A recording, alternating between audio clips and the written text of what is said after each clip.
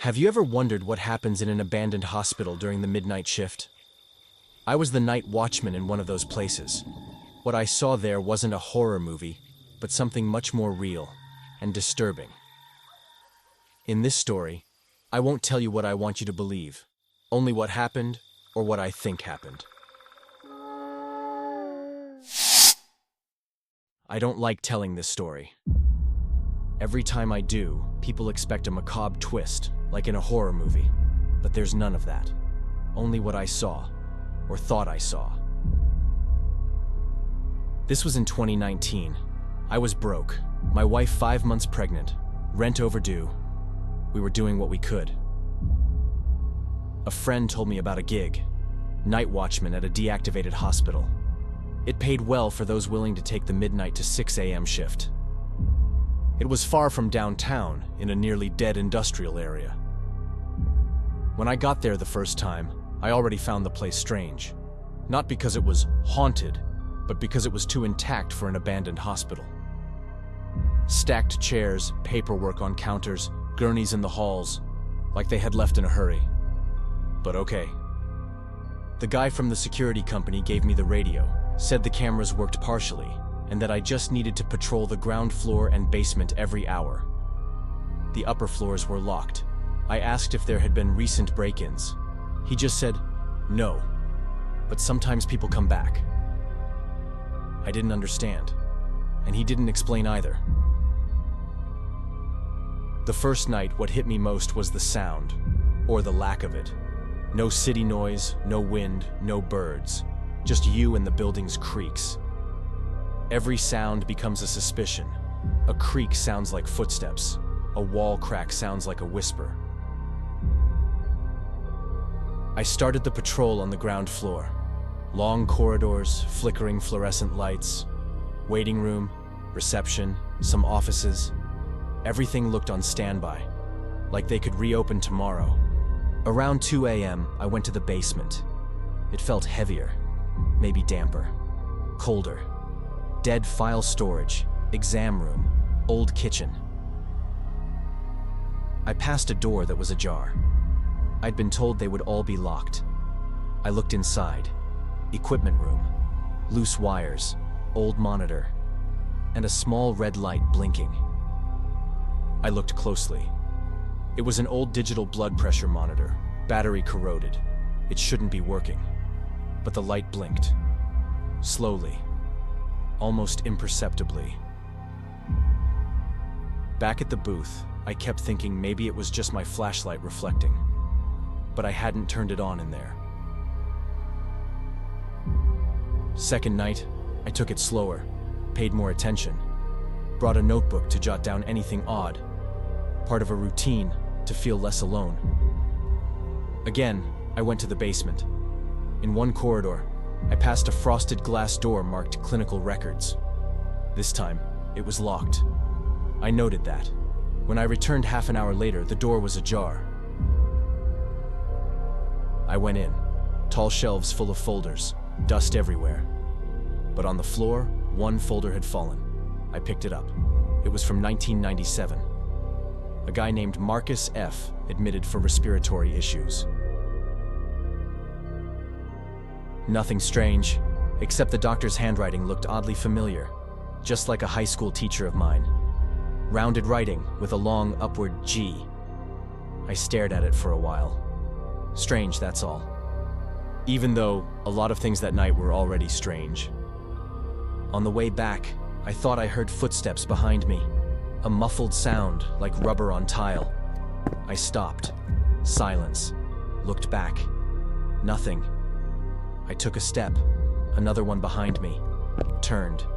The corridor was empty, but the wall-mounted fire extinguisher was swaying, like someone had bumped into it seconds before.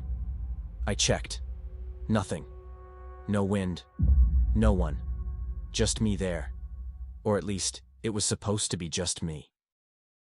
Third night, I noticed someone had messed with the booth. My water bottle wasn't where I left it. The monitor, which I kept off, was on. It showed an old spreadsheet. I didn't recognize it. I called the supervisor. He said no one had been there but me. No tech crew either. That stuck in my mind. I even considered that maybe it was nothing more than a prank. I did the patrol earlier. In the ground floor corridor, one of the lights was on. One that was always off. I blinked, thought it was an illusion. Went to check, and when I got close, it turned off. Same night, in the basement, I found a folder lying on the floor. It looked too new. Clean, white paper, no dust. The date was 2019, even though the hospital had been shut down since 2002. The patient's name was nothing unusual, but the form itself was from a modern clinic. Updated layout, recent formatting. It made no sense for that to be there. I thought of taking it with me, but something stopped me. I left it where it was. On the way back, I saw a bathroom mirror, and on it, written in the dust with a finger, was my name. Just my first name. Could I have done that? Maybe. Could it have already been there? Maybe too. But I didn't remember writing anything. Fourth night, I started doubting my own memory. I went back to the archive room, went straight to the shelf where I'd seen Marcus F's file, but it was gone. I turned everything over. Nothing. No folder with that name. Could I have been mistaken? Sure. But I had noted the exact shelf in my notebook. It was there. Later, I heard a machine turning on. Sounded like a centrifuge. I ran toward the old laundry. The room was locked. I looked through the frosted glass, and I swear, it looked like there was steam inside. Like someone had used a sink or a clothes iron. I stood there, waiting to see if someone came out. Nothing. Tried the door. Still locked. On the way back, I saw my digital watch had stopped. It read 2:03. My phone, 2:19. 16 minutes frozen on my wrist, and I hadn't noticed time passing. On the last night, I brought along an old digital camcorder. Nothing fancy, just something reliable enough to record the patrol. I wanted to have proof, or at least check later if my mind was playing tricks on me. Did everything as usual. Basement, corridors, records. When I entered an old recovery room, I smelled a strong, damp mold, mixed with a faint, lingering scent of old perfume. Like faded lavender, almost ghostly in the stale air. There was a wheelchair turned backward. I walked around it. On the seat, a folded sheet of paper. When I opened it, it was a handwritten, unfinished letter in blue ink. I know they may never find this letter, but if anyone ever comes back here, I want them to know. We tried. We did what we could. It wasn't everyone's fault. The rest was smudged. Date, 2002. When I watched the footage the next day, I noticed something odd.